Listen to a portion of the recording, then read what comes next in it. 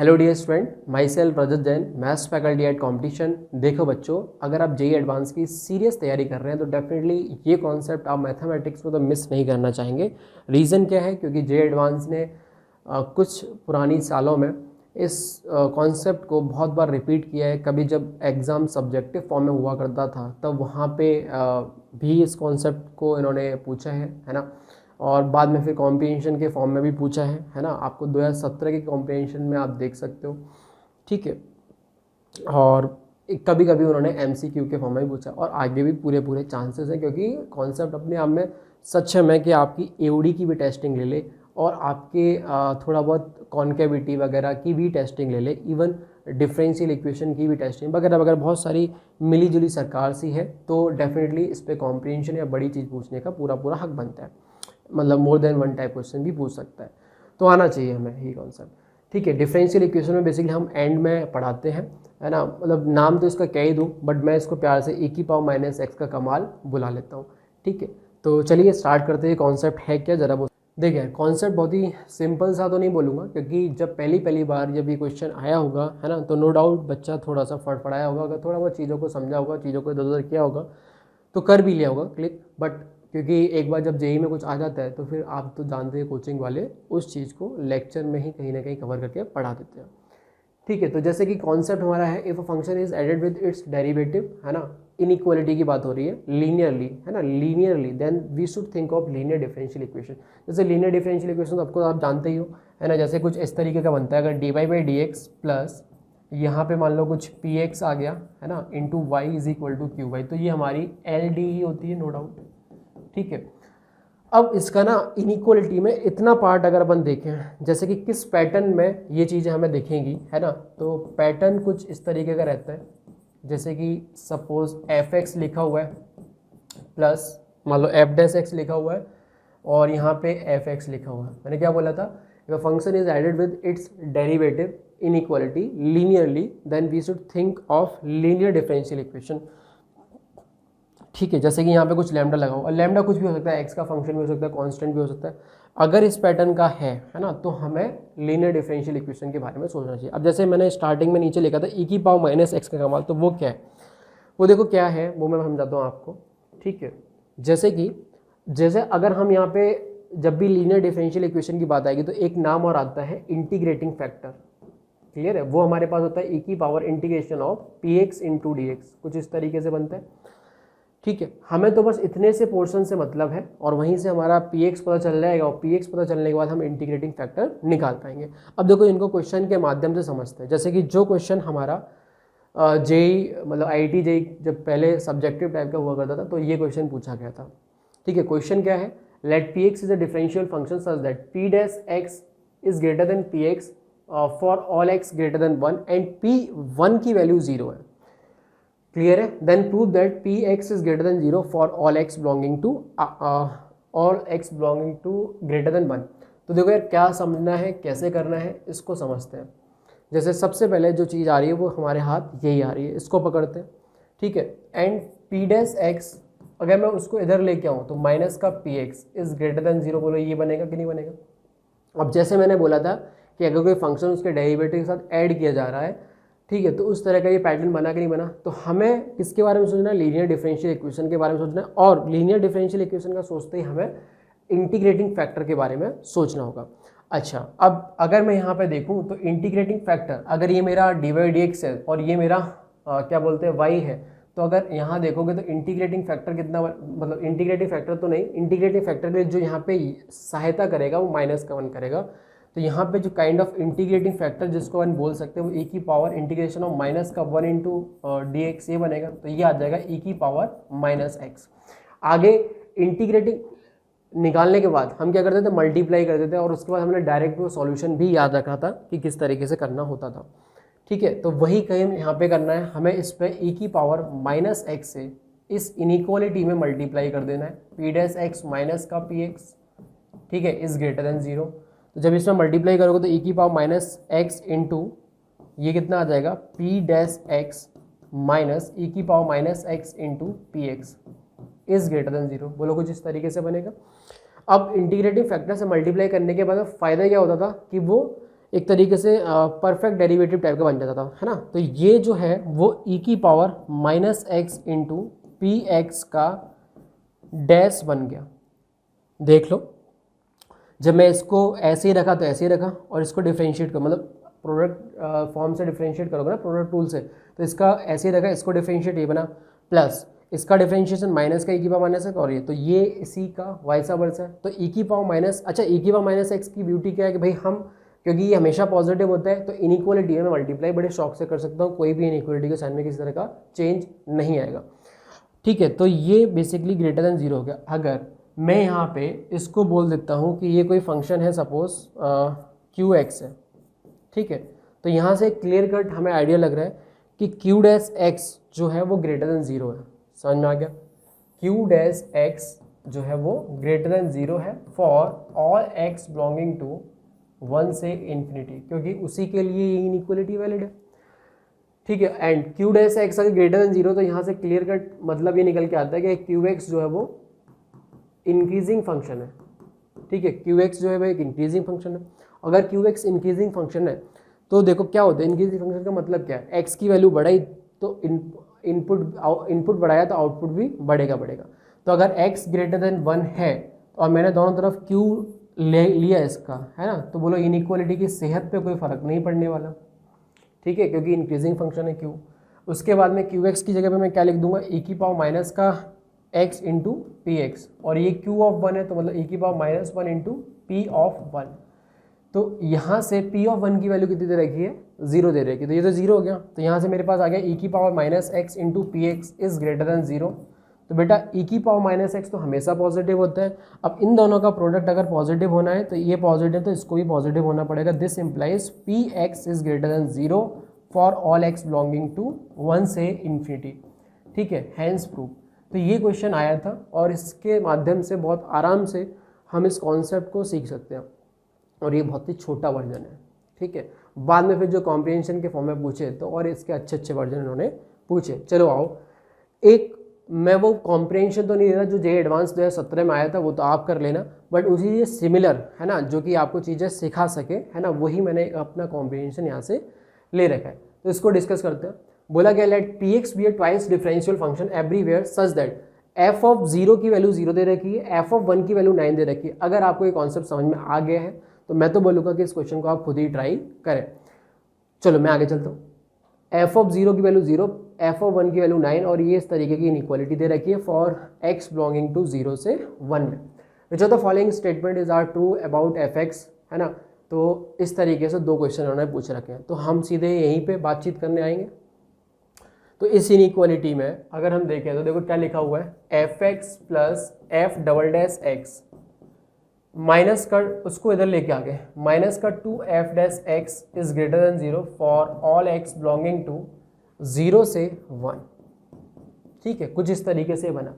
अब देखो कहानी को समझना जरा, अगर आपको थोड़ा बहुत इस चीज़ का भी आइडिया हो, कभी इस तरह की चीज़ें भी सुनी हो, तो वहाँ से भी ये क्वेश्चन बहुत ईजिली क्रैक हो जाएगा।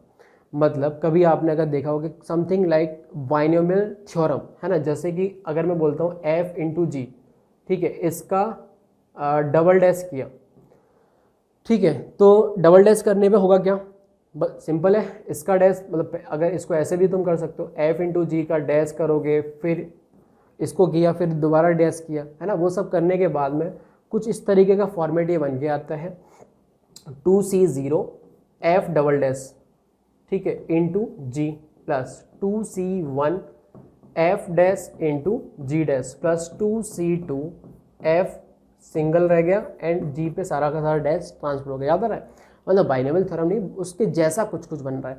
ऐसे ही अगर मैं f इंटू जी का ट्रिपल डैश करूँ, ठीक है भाई, ट्रिपल डैश, तो आप खुद समझदार हो गए, ये कितना बनेगा 3c0 f triple dash G plus 3c1 f double dash G plus 3c2 f dash G double dash और प्लस 3c3 f कुछ नहीं, और जी पे सारे के सारे डैश ट्रांसफ़र हो जाएंगे। अब इस चीज़ से फ़ायदा क्या हुआ, अगर मैंने ये देखा है, ठीक है, और इसको देखते देखते मैं ये चीज़ ऑब्जर्व कर सकता हूँ कि इसका वैल्यू 1, इसका 2, इसका 1, तो भैया हो क्या रहा है, ये जो एफ डैश जी डैश ये चीज़ दिख रही है ना, इसी के साथ में 2 लिखा हुआ है, बाकी जगह तो सब 1 1 ही है। अब देखो यहाँ पे हम चीज़ों को समझते हैं। अच्छा, पहली चीज़ तो ये कि इसी जो इनइक्वालिटी जो है ना, इसको हम अपनी जो थ्योरी हमने पढ़ी थी कि भाई इस पैटर्न में आएगा, इस पैटर्न में आएगा, है ना, ज़रा उससे कनेक्ट तो कर दो sir. P dash F dash X plus lambda times P x के फॉर्म में कन्वर्ट तो कर दो। तो चलो इसको भी कन्वर्ट कर लेते हैं। जैसे कि अगर आप थोड़ा बहुत देखोगे ध्यान से तो ये देखो एफ एक्स है, ये डबल डैश है और ये है, तो ये 2 बार लिखा हुआ है, तो क्यों ना मैं इसको सेपरेट कर दूं। तो ये बन जाएगा एफ एक्स, एक इसके साथ में ले लिए चलो, ठीक है, और यहाँ पे माइनस का एफ डैश एक्स एक इधर से आ गया और इसका डबल डैश इधर से आ गया, ठीक है, दिस इज ग्रेटर देन 0। अगर मैं यहाँ पे देखूँ तो इसको एक साथ क्लब कर लेता हूँ और यहाँ से मान लो मैंने माइनस बाहर निकाल दिया, ठीक है, तो ये हो जाएगा मेरे पास ऐसा, ठीक है, क्लियर है। और अगर मैंने क्या बोला था वहाँ पे कि भाई कोई फंक्शन और उसका डेरिवेटिव कुछ ऐड हो रहा होता है इनइक्वालिटी में, अगर मैं इसको तो मान लो जी बोलता हूँ, जी एक्स फंक्शन है, तो बोलो ये फंक्शन क्या जी डैश एक्स नहीं होगा? बिल्कुल होगा। अगर ये फंक्शन जी एक्स है तो ये डेफिनेटली जी डैश एक्स बनेगा। अरे देख लो ना, इसका डिफरेंशिएशन ये हो गया, इसका करोगे तो ये आ गया कि नहीं आ गया? तो आगे ना G X G dash X plus lambda times G या जो भी लिखना है उसके फॉर्मेट में ये बन गया लीनियरली, ठीक है। तो वही फिर अगर अपन देखें तो उससे मल्टीप्लाई करेंगे किससे? ई की पावर माइनस एक्स से, ठीक है ना। तो ई की पावर माइनस एक्स से मल्टीप्लाई करने पे देखो हमें क्या मिलेगा, यहाँ मल्टीप्लाई करोगे तो ई की power minus X into F X minus F dash x, ठीक है। ये तो बेसिकली मैंने आपको दिखा दिया कि ये उस पैटर्न में जा रहा है ना, कॉम्पैक्ट होके जा रहा है, ठीक है। आपको ये ना लगे कि भाई ये कुछ और जा रहा है, वो तो कुछ और बताया था, ऐसा कुछ नहीं है, ये उसी फॉर्मेट में जा रहा है, ठीक है। बट अभी अगर सॉल्व करने की बात आए तो हम क्या कर सकते हैं, वापस से यहीं से कहानी स्टार्ट कर सकते हैं, क्योंकि हमने भी बताया था कि वो पैटर्न अगर आपको पता है तो बहुत आराम से चीज़ों को ऑब्जर्व कर ले जाओगे, ठीक है। तो आओ चलो एक बार के लिए इसको देखते हैं, ठीक है। तो इसको थोड़ा ऊपर लिया जाए, है ना। देखो यार, तो अब तो तुम यहीं से आ जाओ, है ना। तो हमारे पास क्या हो गया, एफ एक्स माइनस का 2f dash X plus f double dash x is greater than 0, ठीक है, ये बन के आ गया। अब क्या करो, आप सीधे सीधे ई की पावर माइनस एक्स से मल्टीप्लाई कर दो।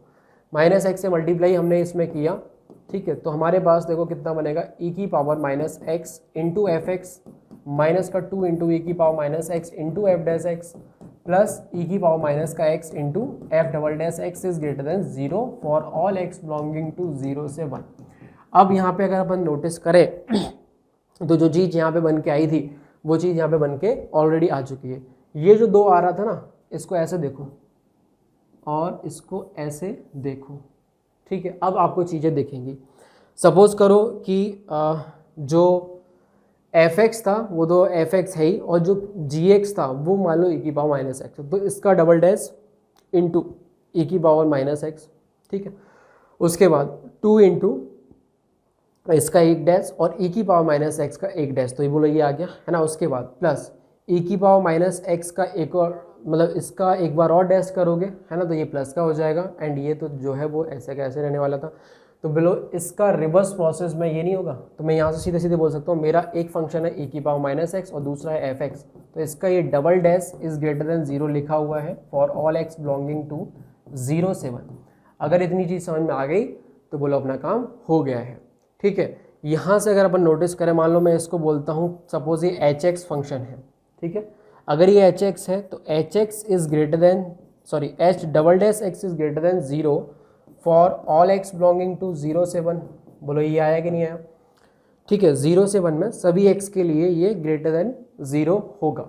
मतलब एच एक्स मैं बोल सकता हूँ कि कॉनकेव अपवर्ड है, ठीक है। एच एक्स कैसा हो जाएगा? कॉनकेव अपवर्ड हो जाएगा। 0 से 1 में डिस्कस हो रहा है तो चलो हम 0 यहाँ लिख लेते हैं, मान लो 1 मैंने यहाँ लिख लिया। क्लियर है? एक और चीज़, ठीक है, ये आ गया। 0 से 1 में हमें डिस्कस करना है तो हम 0 से 1 में डिस्कस कर लेते हैं एच एक्स के बारे में। एच एक्स कैसा हो गया भाई? कॉनकेव अपवर्ड, क्योंकि उसका डबल डैश जो है वो पॉजिटिव आ रहा है, तो ये हो गया कॉनकेव अपवर्ड। अब सुनो, एच एक्स जो हमारा फंक्शन है वो है ये H x is equal to e की पावर माइनस का एक्स इंटू एफ एक्स, ठीक है। अब 0 पे मान लो मुझे वैल्यू चेक करनी है, तो यहाँ रखूँगा 0 तो यहाँ आएगा 0, तो ये 1, ये एफ ऑफ 0 की वैल्यू कितनी दे रखी है? 0 दे रखी है। f(1) की वैल्यू कितनी दे रखी है, 9 दे रखी है।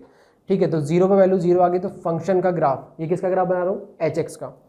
ठीक है, और 1 पे वैल्यू कितनी आ जाएगी, h(1) अगर मैं निकालता हूँ तो वो आएगा मेरे पास e⁻−1 इंटू f(1), तो ये आ जाएगा कितना, 9/e। तो 1 पे जो वैल्यू आएगी वो 9/e आएगी, तो 1,9/e कुछ इस तरीके से ये पॉइंट दूसरा वाला यहाँ पे बनेगा। और अगर आप नोटिस करो तो क्योंकि कॉनकेव अपवर्ड ग्राफ है तो यहाँ से स्टार्ट तो होना ही होना है और यहाँ पे ख़त्म होना ही होना है अपवर्ड डायरेक्शन में। तो हो जाने के लिए वो देखो स्ट्रेट लाइन भी अगर नहीं बना किया तो जा सकता है, तो कुछ ऐसे भी जा सकता है, कुछ ऐसे भी जा सकता है ना, कुछ ऐसे भी जा सकता है।